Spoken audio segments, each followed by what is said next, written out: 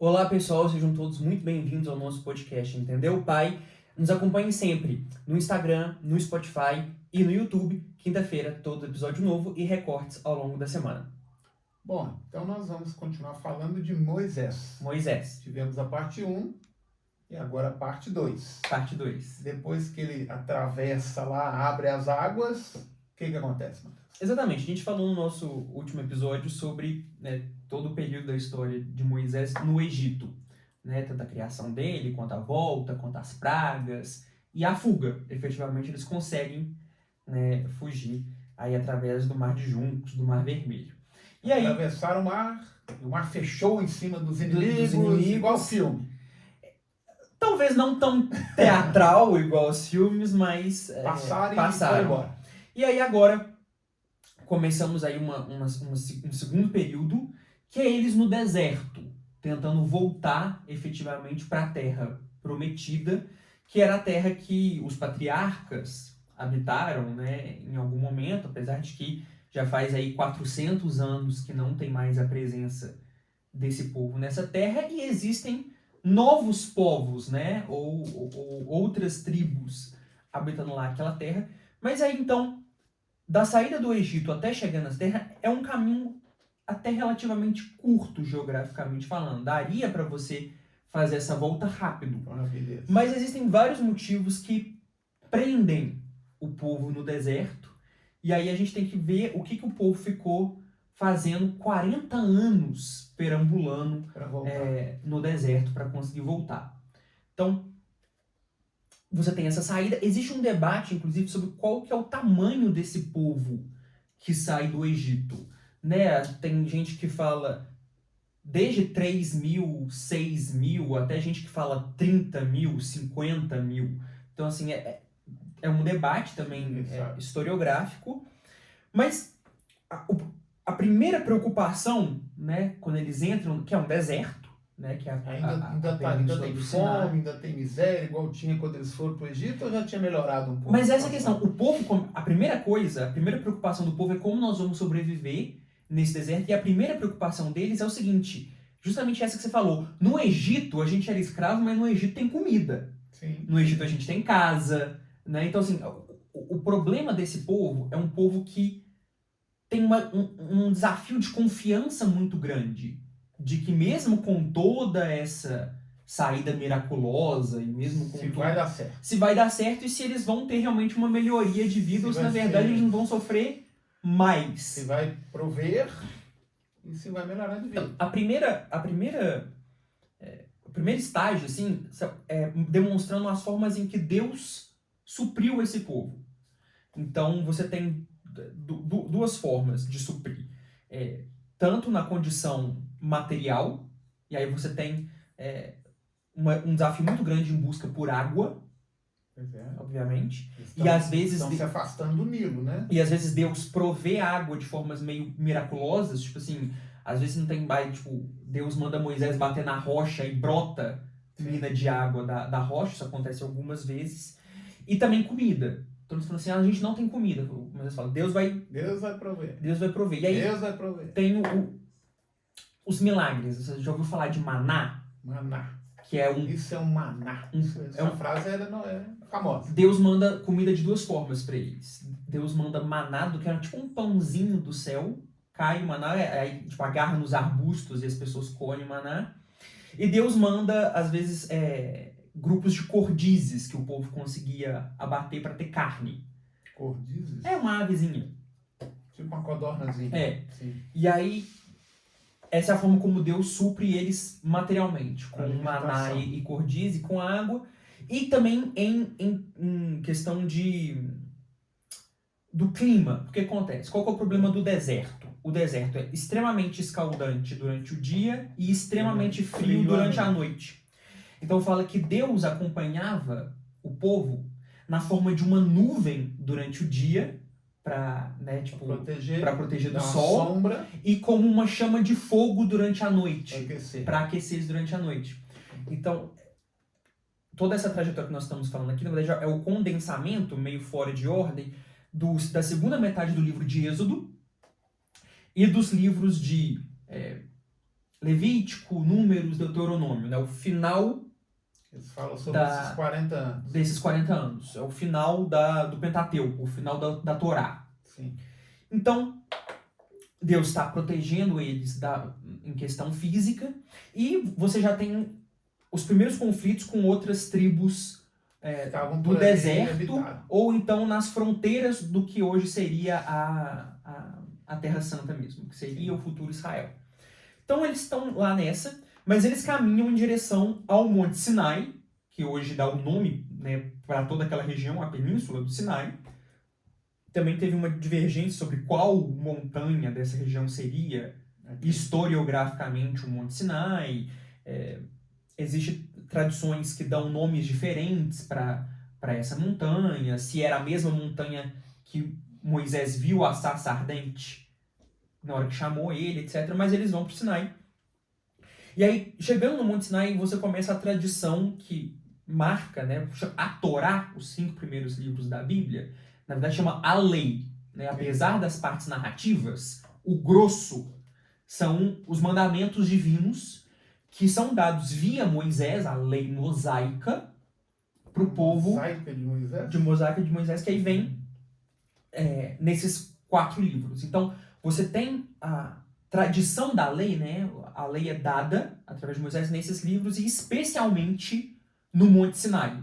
Existe uma experiência mística que o povo tem. Deus fala, eu vou dar minha lei para o povo, prepara o povo. Mas quando Deus fala com o povo assusta, porque vem na forma de uma tempestade, de um trovão, de um clamor e tal. E o povo falou, não, recebe você para nós, a gente confia no você. Depois você faz o resumo. E aí Moisés sobe, ele fica 40 dias. Por isso é que tem aquela trovoada. Ele vai 40 dias, fica 40 dias lá rezando no Monte Sinai para Deus dar a lei. Tudo é 40 também, né? Tudo é 40, perceba os padrões, né? 40 era a medida, 40 anos era a medida de uma geração, porque a expectativa de vida era baixa, então 40 anos é o tempo de uma vida. E 40 dias é meio que o resumo disso, né? E aí você tem várias, né, formas, várias tradições sobre isso, mas enfim, Moisés está lá para receber a lei no Monte Sinai, e o povo está aqui embaixo esperando. Mas Deus chamou ele para dar a lei? Chamou todo mundo, mas o povo meio que rateou, fugiu, e aí ele foi lá subir para... Ele sabia que ele ia receber as leis. Né? Não, tá todo mundo ciente. Esperando, tá. Só que nesses 40 dias, o povo fala assim, o cara tá 40 dias lá em cima, sem comida, sem água, para dar uma lei que em tese era raios, trovões e... Morreu, né? Vamos todo mundo aceitar que ele morreu, e aí, sem Moisés, que é o cara que fala direto com Deus, a gente tem que se virar. Então vamos instituir aqui um culto nosso para esse Deus e tocar o barco para a Terra Prometida. O Arão, que é o irmão do Moisés, falou assim, vai dar merda. Mas o povo falou, não, você não sabe de nada, para de achar que você é nosso chefe, etc. Eles fazem um culto. Sim. Tem formas diferentes você também interpretar essa frase, porque fala que eles fizeram eles fizeram um ídolo, que o povo chama de um bezerro de ouro. Só que não era exatamente como se fosse um outro deus. Na verdade, eles estavam tentando era fazer tipo um trono sobre o qual Deus se assentaria. Então, assim, o bezerro não era o Deus exatamente, ele era mais a estrutura ali da... No dia que Deus descer, senta ali, é o seu lugar. Só que existe um dos mandamentos, inclusive, expresso, era de você não ser idólatra, né? De você não ter ídolos, etc. E você tem que lembrar que eles estão vindo de uma cultura, que é a cultura egípcia, em que os deuses eram antroposomórficos, os deuses tinham cabeça de animal. Então você fazer uma imagem de um animal associado à divindade por si próprio já era uma prática, né? Idólatra, mesmo que o povo disse que não queria ferir, mas é. E aí o que acontece? Moisés volta desses 40 dias e ele tá com as tábuas, né? As 2 tábuas em que tinha os 10 mandamentos, fala que essas tábuas, esses mandamentos, eles foram escritos pelo dedo de Deus. Foi tipo Deus que escreveu um mandamento na tábua. Apareceu as tábuas lá? Não, acho que... Não sabe, só apareceu com elas lá. E aí, ou então ele retalhou as tábuas, mas assim, que quem teria escrito o mandamento, tipo assim, foi o próprio Deus que escreveu na pedra. Quando ele chega e tá lá o povo fazendo a festa do novo culto lá embaixo, ele fica tão revoltado, ele fica tão irado, que ele quebra as tábuas assim no chão. Ele tipo vai lá, quebra o bezerro, todo mundo pede perdão e tal. Aí ele falou, agora vocês amassam, vocês farinha esse negócio aí, vocês vão todo mundo beber o pó de vocês, e eu vou ter que ir lá, ficar mais não sei quanto tempo pra pedir perdão pela palhaçada que vocês fizeram. E aí ele, enfim, vai lá, pede perdão, Deus perdoa, e volta. Só que aí dessa vez ele que tem que talhar. Então, tipo assim, o original, que é tipo do dedo de Deus, quebrou. Mas esse é o fake do negócio. É a segunda versão. Mas aí, todas essas interações de Moisés no Monte Sinai e direto com Deus, segue um padrão que o povo fala assim, Moisés era a única pessoa que via Deus face a face. Fala que Moisés conversava com Deus como uma pessoa conversa com um amigo. Tipo assim, o nível de intimidade que Deus tinha com Moisés, ele só teria com poucas outras figuras ao longo da história. O todo, ele foi um dos poucos que teve tete a tete com Deus. Que teve tete a tete. E é tão forte a Bíblia usar essa expressão, porque a Bíblia usa em outras horas a expressão de que ninguém viu Deus face a face. No nível master. Mas fala que Moisés tinha bem parecido com isso, né? Ele tinha um nível de relato. Tanto é que, e olha que engraçado, quando ele volta de uma dessas vezes no Monte Sinai, fala que o rosto dele está brilhando, ele está transfigurado. Que era uma coisa que aconteceria com Jesus num dos episódios de Jesus lá no Monte Tabor. E nesse Monte Tabor em que Jesus fica transfigurado, desce os espíritos de 2 profetas para conversar com ele, de Moisés e de Elias. Então, tipo assim, tem essa... Isso, quantos anos? 300 anos depois? Isso, 1.700 anos depois. 1.200 anos depois. Então, assim, tem esse... Ele tá nesse top 3 exclusivo, assim, sabe? Que tem essa interação. E aí, mas enfim... Mas ele recebeu lá em cima os 10 mandamentos? Só isso que ele recebeu lá em cima? Em tese, ele recebe a lei toda, mas ele vai dando a lei gradualmente. Mas o que são os 10 mandamentos? Ele é o ápice dessa lei mosaica, que na verdade são 613 mandamentos, ou comandos, ordenanças, leis, etc. Que são as leis dos judeus? Que é a lei mosaica, que é tipo, quando o povo fala a lei... Com 613. São 600 comandozinhos, mas esses 10 é tipo os principais e, querendo ou não, meio que um resumo também. Porque você consegue extrair dele as outras coisas. Então, ele recebe, tem lá as tábuas, que são os 10 mandamentos. Quais são os 10 mandamentos?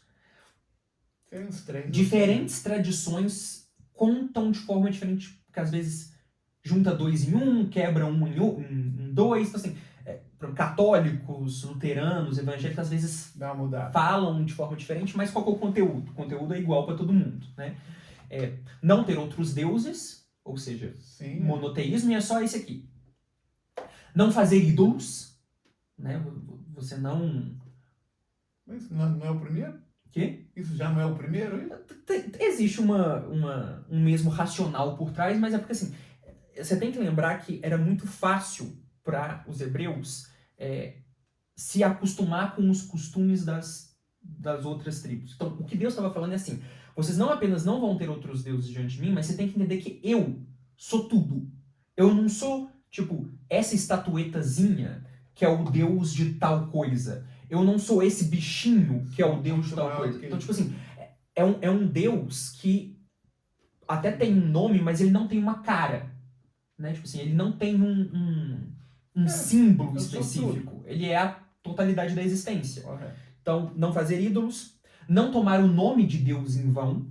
Sim. Lembrando que Deus, nessa época, a Bíblia dá um nome específico para Deus, que é um nome super... Hoje em dia, que a gente nem sabe pronunciar, né? É o tetagrama, né? São 4 letras na Bíblia que indicam o nome de Deus. E isso é de um de uma santidade, de uma coisa sacrossanta, assim, enorme. Então você não pode usar o nome de Deus em vão. Existem, inclusive, várias leis rituais. E onde que aparece isso? Só na Bíblia? Aparece na Bíblia, mas existiam ritos em que o nome de Deus era usado, mas que hoje nós perdemos isso historicamente. Guardar o sábado, que é o Shabat dos judeus, né? É um dos mandamentos? Que é o dia do descanso, e que a tradição cristã modulou do sábado para o domingo, porque é o dia que Cristo ressuscitou. Então a gente ainda mantém um dia de descanso, mas não é o sábado, é o domingo. Honrar pai e mãe. Sim. E inclusive esse é o único mandamento que Deus coloca uma vírgula no mandamento. Tipo, para que seus dias se prolonguem na terra. Sabe assim, é o único que, tipo assim... Tem um justificativo. Tem um bônus. É. Tem um bônus aqui. É porque, em tese, qual é o sentido? Existe uma sabedoria dos antigos. Se você honra seu pai e sua mãe, se você escuta seu pai e sua mãe, você faz as coisas do jeito certo, a chance de você se dar bem na vida é maior. Os vários não, né? Não matarás, não adulterarás, não furtarás, não darás falso testemunho, né? Você não vai dar a sua palavra e retirar a sua palavra, você não vai mentir, etc. E não vai cobiçar as coisas do próximo. Nem a mulher do próximo, nem a casa do próximo, nem a propriedade do próximo, nem o jumento do próximo, nem o servo do próximo, nada do próximo. Então, tipo assim... sabia que era esses 10, não tinha uma vaga lembrança. Mas não, então, assim, mas a lei total não apenas é esses 10, mas tem várias leis rituais, lei sobre direito de propriedade, lei sobre escravidão, que então, tinha na época. Um código civil lá, então. Lei sobre aplicação da justiça, como funcionam os tribunais, quais as festas do calendário, como que você tem que fazer os sacrifícios, quem vai ser os... Aí, inclusive, cria-se, né? A gente já fez um episódio sobre os sacerdotes. Moisés é da tribo de Levi. Sim. E, obviamente, o irmão dele também. O Arão. E Deus manda Moisés instituir Arão como o primeiro sumo sacerdote. E o sacerdócio passa a ser hereditário. Todo sacerdote no Israel antigo é descendente masculino em via direta de Arão. Então você tem os descendentes de Arão, que são os sacerdotes, e a macrotribo de Levi, que são os levitas, que é a tribo sacerdotal que não tem terra para eles, que é sustentada pelo dízimo das outras. Então, assim, os descendentes de Arão, os sacerdotes, e os, que também todo mundo é da tribo de Levi, mas os da tribo de Levi, que não são descendentes de Arão, são os levitas que fazem o operacional não sacerdotal do templo. Então, você tem essa instituição. A estrutura está montada. Inclusive, foi bom que você tenha falado isso, porque a estrutura está tão montada que, inclusive, Deus dá as ordens sobre a estrutura que os sacerdotes vão atuar, que é o tabernáculo. Então, institui-se, né, inclusive com as medidas, com os objetos, com tudo certinho. O templo, o futuro templo, na verdade, seria só o tabernáculo de pedra, de forma fixa. Mas como esse é um povo nômade ainda, eles estão peregrinando pelo deserto, é uma estrutura de tenda. Então você tem um átrio, você tem um santo, e você tem o santo dos santos, que é o mais... o hotspot, né? O mais santo de todos. O que você colocou lá? A Arca da Aliança. Em busca da Arca Perdida. Eu lembro disso de... como é que chama? De Indiana Jones. E a Charela. Ainda não. Nós não. Indiana Jones, sim. Mas o que acontece? Ficava ali, ok. O que é a arca? É um objeto sagrado que ficava no Santo dos Santos. Ele é o símbolo da presença física de Deus. E você colocou dentro dessa arca a tábua dos 10 mandamentos, o cajado de Arão, que ele fez todos os milagres lá no Egito, virar cobra, colocou lá, e um potinho de maná, para representar essa provisão que Deus deu pro povo. Dentro da arca aliança, tem a tábua dos 10 Indiana mandamentos. Jones, tem a tábua, a segunda. A primeira quebrou. A tábua, o cajado de Arão. O Arão, que fez todas aquelas coisas, e um pote de maná. E um pote... Arão fez o quê? O Arão era o porta-voz do Moisés. Lembra que Moisés era gago? Ok. Então o Arão que falava por Moisés. Então, tipo assim, quando jogava a vara no chão, ele que era ele que falava, entendeu? Ele era o assistente número 1. Era o número 1. Isso é que tá dentro da Arca da Aliança. E foi o primeiro sumo sacerdote dos judeus, inclusive. Eu vi Indiana Jones e não sabia que era isso que estava lá dentro. Eu e o Matheus até comentando isso, essa semana encontrei com um grande amigo nosso, com o Leandro. Um abraço, viu, Leandro? Ele falou assim, Renato, as perguntas que você faz lá, cara, é as perguntas que eu queria fazer. Todos meus amigos fazem isso também. Falei assim, Leandro, e aquilo ali não tá montado não, é ignorância bíblica mesmo, viu? Então um abraço, meu amigo. Mais uma ignorância minha. Mas essas coisas, como você bem observou, entra pra cultura, né? Aparece pra gente de formas, né? De diversas formas. Mas enfim, e isso, o projeto do tabernáculo depois virou o templo. Então depois nós temos, te atrapalhando aqui, e o Santo Daime, depois nós temos que lembrar. Tem nada a ver, mas a gente comenta nós depois. Nós estamos lá no Indiana, estou no Indiana. Vai. Mas o que acontece? Então, e essa arca realmente se perdeu. Tem uma hora Sumiu. Tem uma hora na trajetória bíblica, né, que um povo estrangeiro consegue capturar essa arca e a gente não sabe mais o que aconteceu. Mas tá lá. Criamos então essa estrutura da lei, de como aplicar a justiça e como viver. Você percebe que essa lei, ela, como você bem falou, ela é uma lei que abrange todas as áreas da vida. Ela não é só uma lei que hoje a gente chamaria de uma questão religiosa. Não existia distinção entre religião e vida. Né? É a totalidade da sua existência que é regulada pela visão religiosa. Só que o povo fica 40 anos no deserto, por quê? Porque ele fica lá perambulando, né, com as dificuldades, vai de água em água, encontra uma tribo, tem que brigar com a tribo, etc. Tá mandando um espião pra terra para ver o que tem na terra, para ver que tipo, a gente não pode só chegar, né? Tem que saber o que tem lá, qual é o nível de resistência que a gente vai enfrentar, etc. Mas nesse povo, o povo murmura demais. O povo tem uma paciência assim. Pois é, mas a gente zero. Tantas provas, né? E é essa a questão. E olha que Deus fala várias vezes assim: se eu tivesse feito com qualquer outro povo o tanto de milagre que eu fiz com vocês, todos os outros povos iam obedecer sem reclamar. Mas vocês é um povo difícil, viu? Tipo assim, olha assim, o que ele estava querendo dizer assim, eu escolhi vocês porque eu quis, porque não é porque vocês são um povo que tem mais fé, nem nada disso, porque vocês são uns malas. E aí, tem uma hora que tem uma guerra civil no meio do povo, porque o povo fala assim, vamos parar de seguir Moisés que só dá problema pra gente, aí metade do povo, e aí tem uma guerra mesmo, tipo, o povo sai se matando. Tem uma época que o povo murmura e Deus castiga o povo. Então não era uma fé cega, não. Né? Não, era o povo era questionado. Sempre questionado. E Moisés levou muita pedrada ao longo da vida. Se Moisés foi questionado, imagina hoje esses sacerdotes. E aí, tem uma hora que Deus castiga o povo, tipo, Deus abre a terra e quem tava reclamando é engolido assim pela terra. Tem uma hora que o acampamento pega fogo. Tem várias dessas questões. Tem uma hora que Deus manda serpentes para castigar o povo, e o povo pede desculpa e tal, e tem uma ironia. Deus fala assim, eu vou curar o povo. Faz uma serpente, eles estavam sendo picados por serpente, faz uma serpente de bronze e coloca ela numa estaca. Quando o povo vê a serpente de bronze na estaca, o povo vai ser curado da picada da serpente.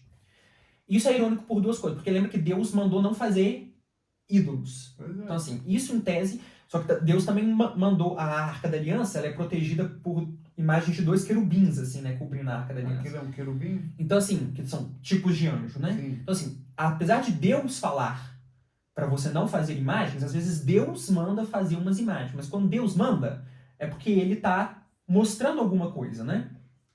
Assim, os querubins protegendo a Arca é porque existe, quando o povo tem visões do céu, vê Deus cercado de querubins. Então significa que Deus está ali dentro.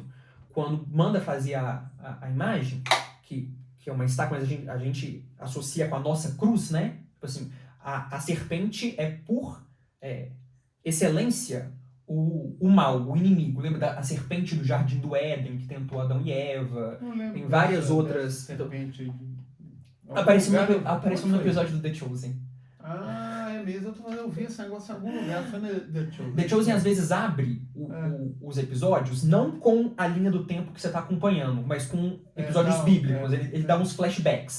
Uns flashbacks é esse caso. Por quê? Porque nos evangelhos, Jesus fala, assim como Moisés levantou a serpente de bronze no deserto para que todo mundo que visse ela pregada se curasse, eu também, o Filho do Homem também será levantado na cruz. Ou seja, tem vários paralelos, né, dele com essa de Moisés? Boa. Então, assim, tem essa questão de você pregar o mal, né? Do mal ser pregado e isso tirar de você a sua aflição. Então, tem todos esses paralelos.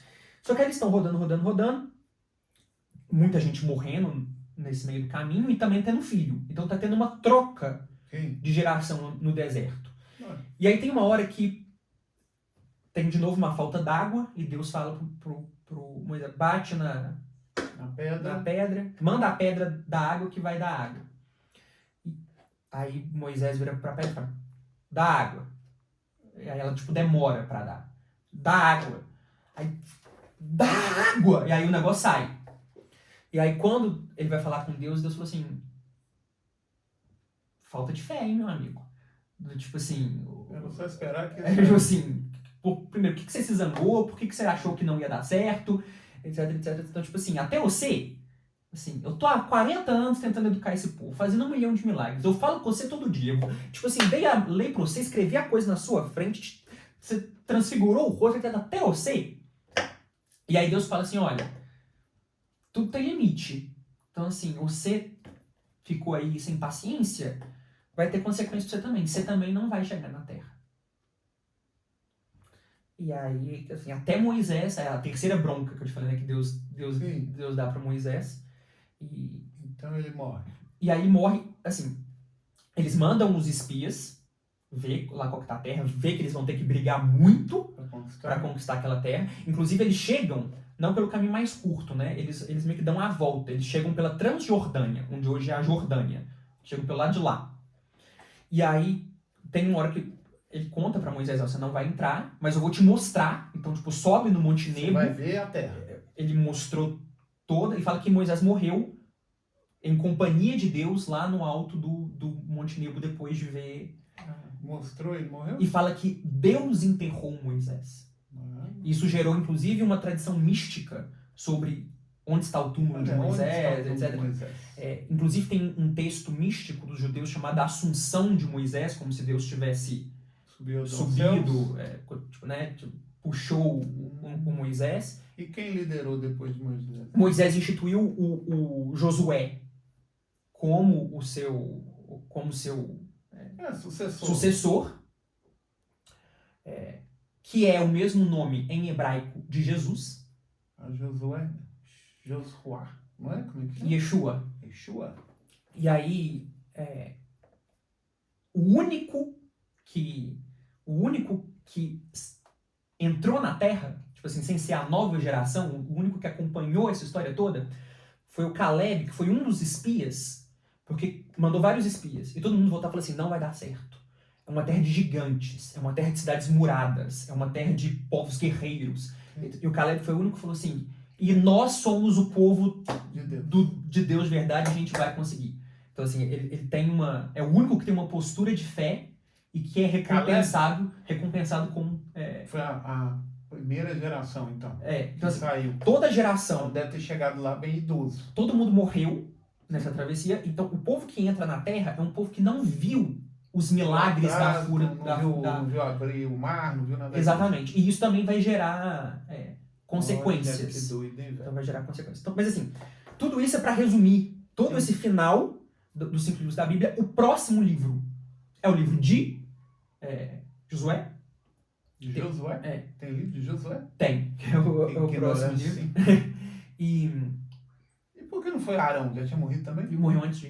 então Josué é o herdeiro político de Moisés. De Moisés. E inclusive a história dele também vai ter paralelos com a história de Moisés. E aí é quando o povo chega na Terra e como que o povo vai conquistar a Terra. Ok. Aguardem os próximos capítulos. A gente vai falar dessa época dos juízes na próxima... Juízes. Que também é um livro. Tem juízes também? Tem. Pô, depois você vai falar livro por livro, porque eu não tenho nem ideia desses livros. Mas aí a gente vai seguir, então, nessa toada. Aguarda, então. Até... Pessoal, se você gostou desse vídeo, curta o vídeo, se inscreva no canal, não esqueça. YouTube, Spotify e Instagram, toda quinta-feira e ao longo da semana a gente aguarda vocês. Até a próxima com Josué.